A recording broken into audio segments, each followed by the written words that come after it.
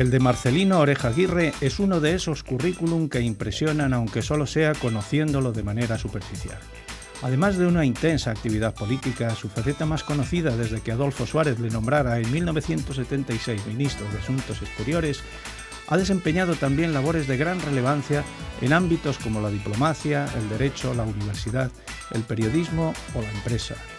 Hoy, desde el Instituto de Estudios Europeos de la Universidad CEU San Pablo, sigue siendo una de esas voces que conviene escuchar para entender mejor nuestro presente y aprender a encarar nuestro futuro.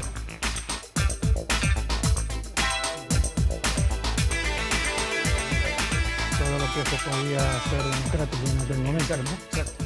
Pero un hombre que tenía una gran personalidad y una gran autonomía, es decir, que no estaba en ningún grupo.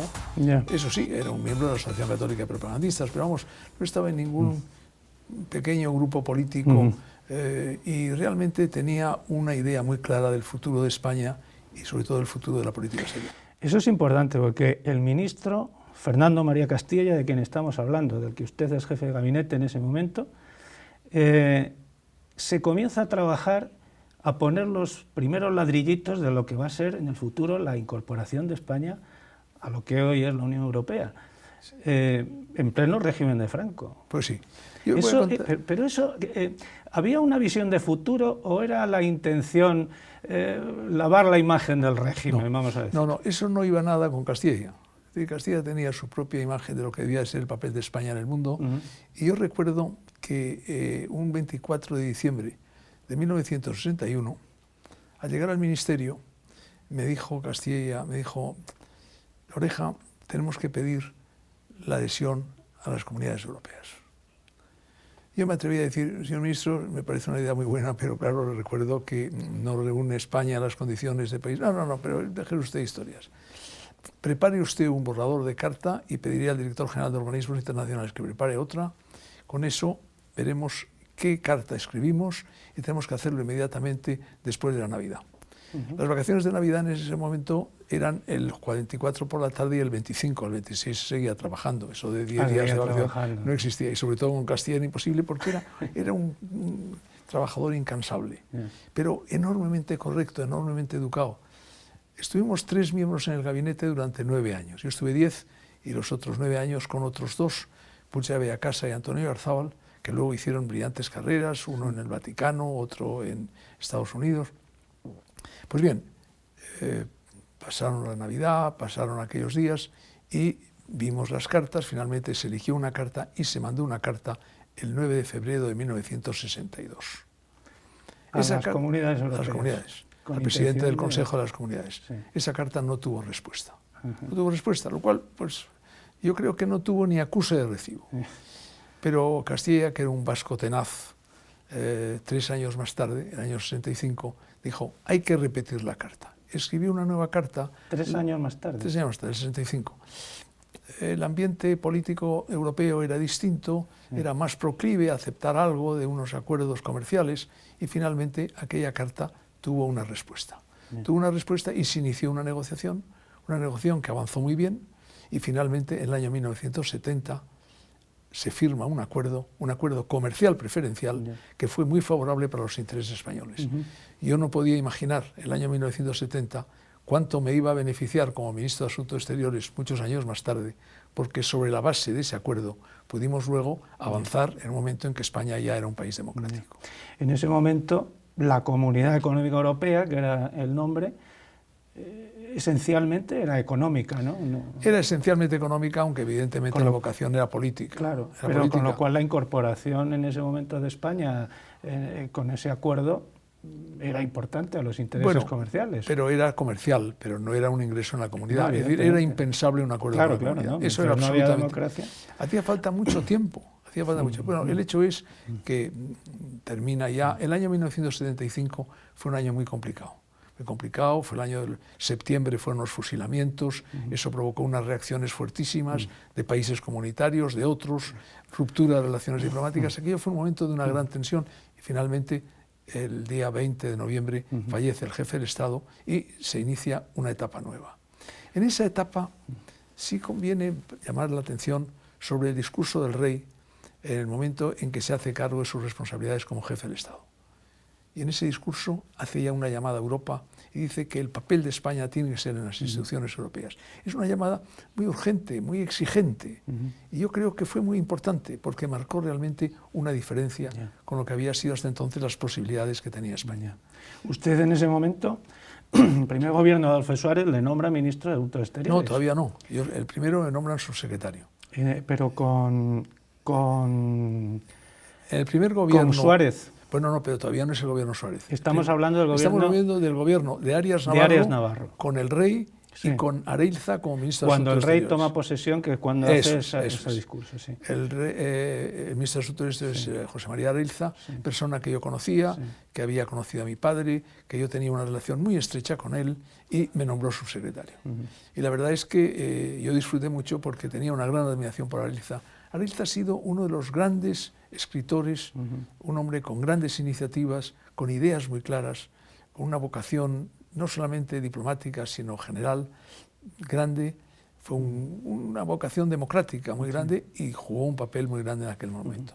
Bueno, yo estuve con él durante esos 6 meses. Esos 6 meses él se dedicó a visitar capitales, pero sabía que no se podía ir más lejos, porque evidentemente no había habido cambios políticos todavía. Había expectativas, había esperanzas, pero no había cambios políticos. Y finalmente hay un cambio de gobierno que se produce el mes de julio de 1976. En ese cambio de gobierno se nombra una persona que no era muy conocida, que era Adolfo Suárez. Yo no había estado con Adolfo Suárez nunca, no le conocía. Me llamó para ser ministro y yo entonces le pregunté, le hice 3 preguntas. Le dije primero, ¿quiénes van a ese gobierno? Segundo, ¿para qué? Y luego le dije, y una tercera cosa que te diré al final. La primera cosa me dijo, ¿quiénes van? A mi pregunta me contestó, una respuesta muy de suave, me dijo, tus amigos. Bien. Como mis amigos, sí, porque eran los del grupo Tácito. Ya. Es decir, había 5 o 6 o 7 el grupo Tácito, unos de ministros, otros secretarios. El grupo Tácito, que había desarrollado una actividad periodística grande, a través de artículos. Que habíamos estado en el Tribunal de Orden Público, habíamos tenido nuestros problemas, pero en fin, que había formado un grupo de opinión. Que publicábamos en el Ya todos los días, preparábamos trabajos durante la semana y los viernes mandábamos un artículo para que se publicase el sábado, que creíamos que era el día que más gente leía. Bueno, ya a la primera pregunta me dio esa respuesta. La segunda, ¿a dónde vamos? Y yo puedo decir que a esa pregunta me contestó de una forma taxativa. Vamos a un régimen democrático. Y le dije, bueno, pero democrático pleno, completo. Me dijo, sin duda ninguna. Con partidos políticos, con partidos políticos. Yo no quiero ahora, porque no recuerdo si le dije con todos los partidos, pero mi intención era preguntarle si era a todos los partidos. Porque ahí la clave era si entraban los comunistas o no. Eran los... Y luego hubo una tercera pregunta, que más que pregunta era decirle, bueno, y yo necesito consultar a José María Areilza. Y Suárez me dijo, no entiendo eso. Y dije, mira, presidente, tú no me conoces. Para mí hay una cosa que ha sido sagrada, que lo he aprendido en mi casa desde niño y que la mantendré siempre, que es la lealtad. Yo he sido subsecretario con Areilza, persona con quien he tenido una relación estrechísima, y yo necesito hablar antes con Areilza. Me dijo, bueno, tú verás. Fui a ver a Areilza y Areilza, que estaba muy descontento porque esperaba ser presidente del gobierno, pero estuvo muy cordial conmigo y me dijo, me parece muy bien, no sé qué va a pasar con este gobierno, pero yo tengo confianza en ti y me parece muy bien y acepta. De allí llamé a Suárez, le dije que aceptaba y empezó la tarea de gobierno. La verdad es que al empezar la tarea de gobierno, curiosamente, la primera tarea, al llegar yo al Palacio de la Zarzuela, donde celebramos el primer preconsejo de ministros, no era propiamente un consejo deliberativo o resolutivo, sí era de cambio de impresiones primero, y al llegar me dijo el jefe de la Casa del Rey, me dijo, le está esperando Su Majestad. Me extrañó mucho, entré y recuerdo que el rey... tenía buena relación con el rey, sí, yo le conocía de la época cuando era príncipe, le había conocido, es decir, que no era un señor que llegaba ahí de repente, sino que me conocía y tenía confianza. Y entonces me dijo, oye, ¿qué pasa con la Iglesia? ¿Por qué nos llevamos mal con la Iglesia? Hay que recordar que en la época de Carlos Arias las relaciones entre la Iglesia y el Estado habían sido malísimas, habían sido relaciones imposibles, a pesar de los enormes esfuerzos que hicieron 2 personas, que fueron Garrigues, que era el ministro de Justicia, y Areilza como ministro de Exteriores, pero no lo consiguieron porque tenían el freno de Carlos Arias. Y en ese momento entró Suárez Y dijo, ¿qué? Y le dijo, no, estoy preguntando a ver qué pasa en las relaciones con la Iglesia. Yo le dije, pero señor, si es muy fácil, lo único que tiene que hacer es renunciar al derecho de presentación, la Iglesia renuncia al privilegio del fuero y empezamos a andar. Y vemos cómo cambiamos el acuerdo, los acuerdos actuales con los nuevos acuerdos. El derecho de presentación era que el jefe del Estado tenía la potestad de decidir si en última instancia el nombre del no. obispo, claro, lo cual era absurdo, es decir, que cómo a esas alturas de curso, después del Concilio Vaticano, se podía hacer eso. La Iglesia, en distintos momentos, la Santa Sede, el Vaticano, había pedido que se renunciase por parte de los estados católicos, que eran los que tenían esa fórmula, y algunos no católicos, pero que desapareciera la fórmula del concordato, que era esa renuncia al derecho de presentación. Bueno, el concordato que desapareció entonces, porque hoy se sigue hablando de concordato. Sí, no, hay que revisar el concordato. El concordato no existe desde entonces. No, en ese momento el rey envió al jefe de su casa, al marqués de Mondéjar, a Roma, para anunciar que renunciaba al derecho de presentación. Al mismo tiempo, la Santa Sede renunciaba al privilegio del fuero y yo fui unos días más tarde para firmar aquel acuerdo. Realmente aquello fue el comienzo y la verdad es que fue muy emocionante. Había un gran papa, bueno, siempre son grandes papas, pero este era un papa extraordinario, un hombre que probablemente no ha tenido la lucidez hacia el público que han tenido otros, que era Pablo VI. Era un hombre de doctrina, un hombre profundo, un hombre abierto al mismo tiempo, con la dificultad que tenía en aquel momento porque tenía un comienzo de Parkinson, y yo recuerdo la conversación que mantuve con el Papa Pablo VI. Recuerdo cómo me cogió la mano y me dijo, dígale al rey cuánto tengo que agradecer el que haya dado este paso, que era tan necesario. Hay que recordar los problemas que había tenido Pablo VI con Franco, que habían sido enormes, había sido una tensión muy grande. Bueno, hay que ver el momento en que al obispo de Bilbao estuvieron a punto el gobierno de meterle en un avión y sacarlo. ¿Añoveros era? ¿Añoveros o esto fue posterior? Añoveros. Bueno, y entonces aquello realmente, iniciamos una negociación y esa negociación fue muy bien, de tal manera que prácticamente 2 años después, es decir, ya en el año 70 y algo, ya estábamos en condiciones de poder llegar al acuerdo. Sin embargo, pensamos que era peligroso el cerrar aquel acuerdo, que podemos haber cerrado probablemente el mes de marzo, abril, mayo, pero era peligroso porque no iba a ser constitucional, porque no había todavía aprobación de la Constitución. Y decidimos esperar, y esperamos hasta la aprobación de la Constitución. Aprobada la Constitución el 8 de diciembre del 78, pues ya tuvimos la vía libre para poder firmar los acuerdos, y los acuerdos se firmaron el 3 de enero de 1979. Es una etapa esa de usted como ministro de Asuntos Exteriores en la que España se abre a un montón de países que hasta entonces estaban cerradas las relaciones. Sí, no voy a decir que es por culpa del ministro de Asuntos Exteriores el que estuvieran abiertas algo ahora. Haría, pero era el momento también. Era el momento de España, era el momento de la democracia, era el momento de la corona, era el momento de Suárez, y yo era uno más. Que yo, lo que pasa es que pero me tocó llevar me tocó aquello, me tocó, y la verdad es que yo disfruté muchísimo porque en 2 años y medio, 3 años, establecimos relaciones diplomáticas o reestablecimos relaciones diplomáticas con 19 países. Caramba. Entre otros con países que a mí me hizo una gran ilusión, por ejemplo con México. Porque claro, México tenía relaciones formales con la República. Es decir, los republicanos españoles eran los que mandaban en México, había una representación, no era embajador, era una especie de encargado de negocios, pero con rango casi de embajador de la República en México, que tenía su sede. Y seguía habiendo un gobierno en el exilio. Había un gobierno en exilio, tenía la sede, tenía la bandera republicana, era el único país que tenía esa situación. Bueno, y aquello, evidentemente, había que abordarlo, y ahí tuvo una gran espontaneidad el entonces ministro de Asuntos Exteriores mexicano, Santiago Roel, que en el mes de marzo de principios de marzo de 1977 me llamó por teléfono. Yo recuerdo cuando me dijo el gabinete telegráfico que me había llamado por teléfono el ministro mexicano de Asuntos Exteriores, le dije, no, se ha equivocado, no puede ser el ministro de Asuntos Exteriores mexicano, no tenemos relaciones. Y efectivamente era él, Santiago Roel, un hombre simpático, abierto, y que me dijo, no, quiero que platiquemos, es una palabra muy mexicana. Bueno, pues vamos a platicar y tal. Bueno, y platicamos, y al cabo de 2 o 3 conversaciones que tuvimos, yo le dije, bueno, yo creo que si pudiéramos vernos en algún sitio, y me dijo, mire usted, yo el día 28 del mes de marzo voy a ir a París. ¿Usted puede arreglar para ir a París? Y dije, yo lo arreglo. Pero hay que guardar el secreto. Dije, no guardamos el secreto. Yo siempre tengo... París siempre tiene la OCDE, que sirve para lo que sirve, pero entre otras cosas a mí me sirvió para decir que iba a la OCDE, naturalmente consulté con el rey, con el presidente del gobierno, y me citó en el Hotel Jorge V, que es donde él estaba viviendo. Yo fui solo con mi jefe de gabinete, que era Javier Rupérez, y fuimos allí y tuvimos una conversación. Era un hombre encantador, abierto, simpático, Santiago Roel, y tuvimos una larguísima conversación.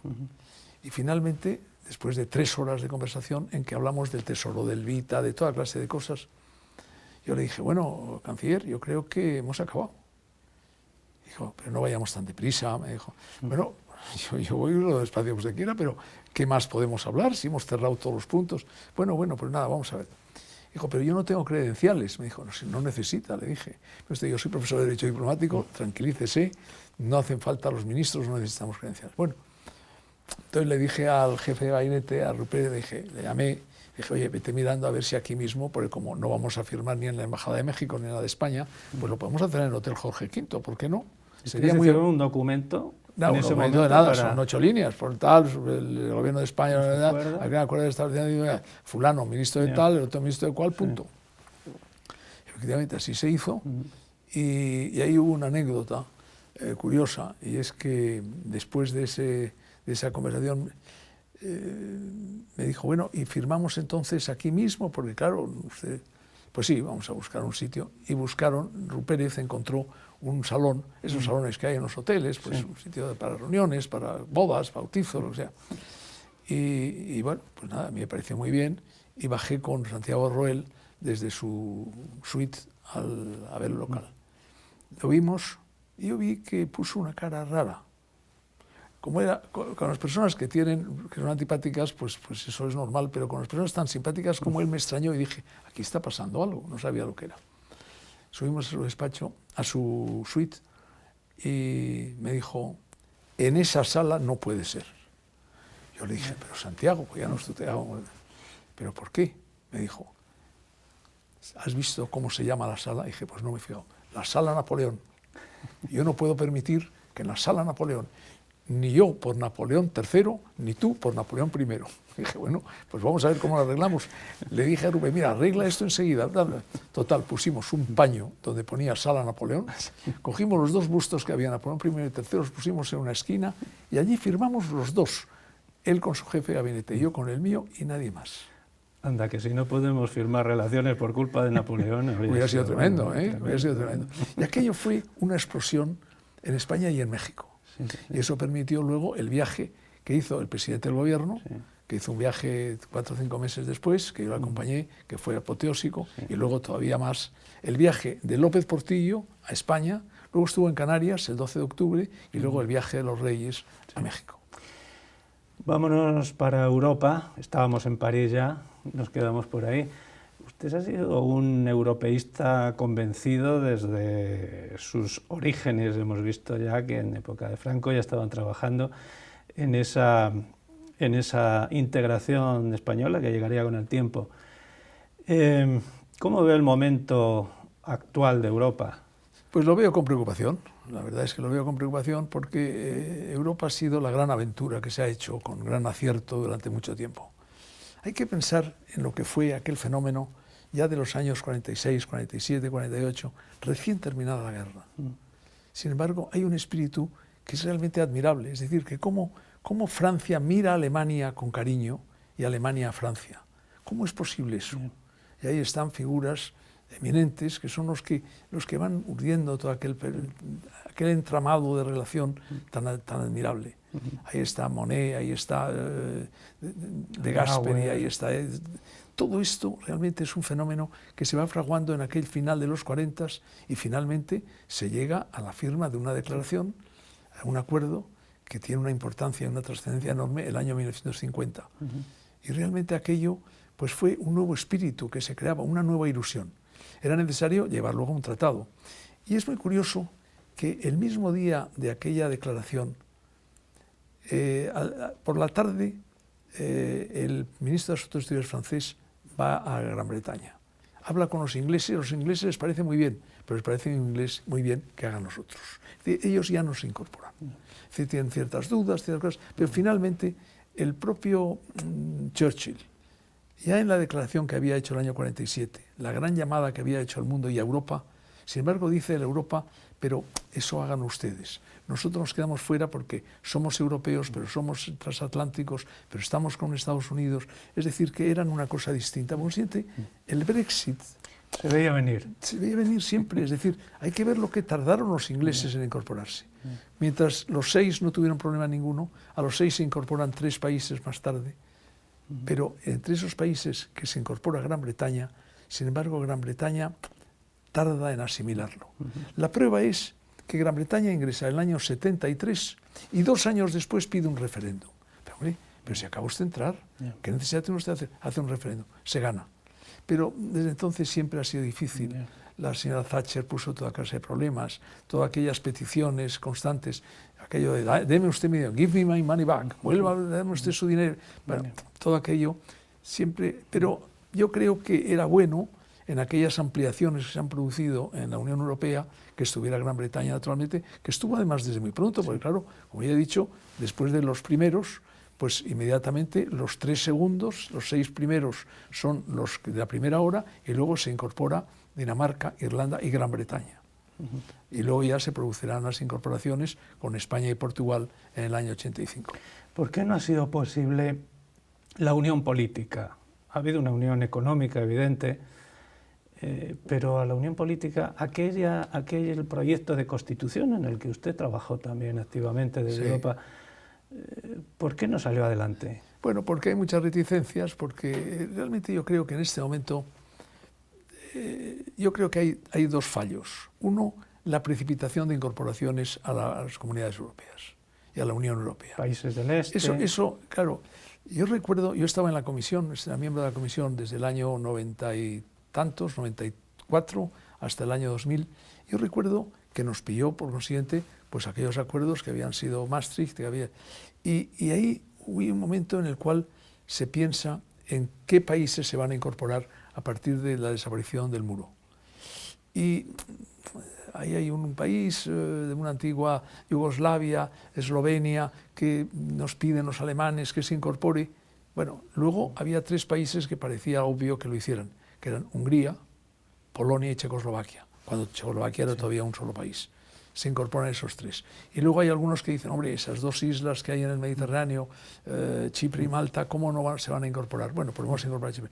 Y luego los 3 países que han luchado contra la Unión Soviética, Estonia, Letonia, claro, y aquí se van produciendo unas incorporaciones. Y resulta que los 6 primitivos a los 9, los 9 a los 12, los 12 a los 15, y luego ya de los 15 se pasa a los 27 y hoy todavía 28, porque todavía Gran Bretaña sigue en la Unión Europea, todavía no ha pedido la aplicación del artículo 50 para iniciar, cuando se aplique el artículo 50, empezará la negociación para ver la salida de Gran Bretaña. Pero es preocupante esa situación de Gran Bretaña queriéndose marchar, otra vez poniendo esas reticencias, esa aparición de nuevos partidos políticos extremistas desde la izquierda y desde la derecha que abogan por la salida de Europa, de sus respectivos países. Esa es una gran preocupación, sin duda. Es decir, la situación que tenemos en este momento es de las probablemente más difíciles que hemos tenido desde el comienzo del proceso de integración. Porque claro, ¿quién iba a pensar? Primero, el Brexit. El Brexit ha sido una sorpresa, después de todo. Una sorpresa porque no es...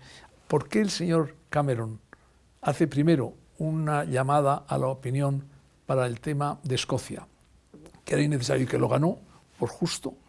¿Y por qué luego hace el tema este del Brexit? Porque si él hubiera querido la salida, tiene un sentido, pero si usted está dentro, ¿por qué se empeña?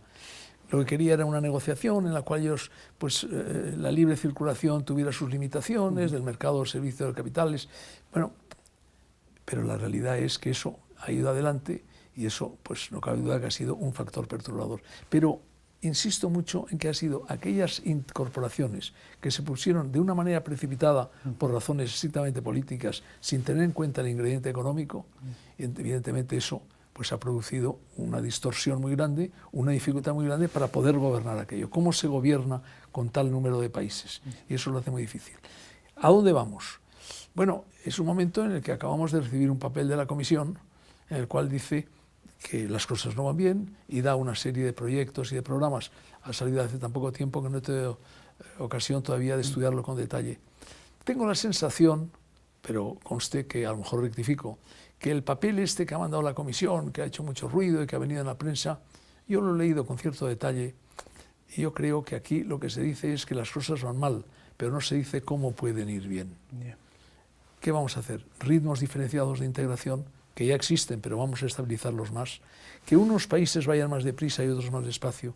Que los que vayan más deprisa tengan un marco concreto, un papel de la Comisión, del Consejo, del Parlamento.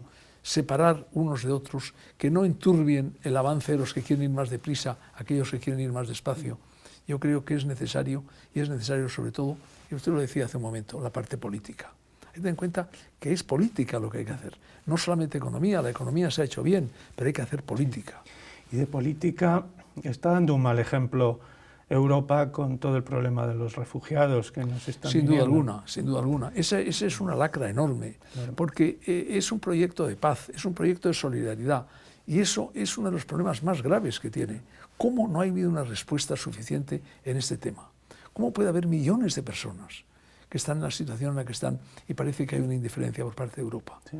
Porque ese es el deber principal, es un deber de humanidad, es un deber de solidaridad, es un deber de comprensión hacia quienes están padeciendo y sufriendo tanto.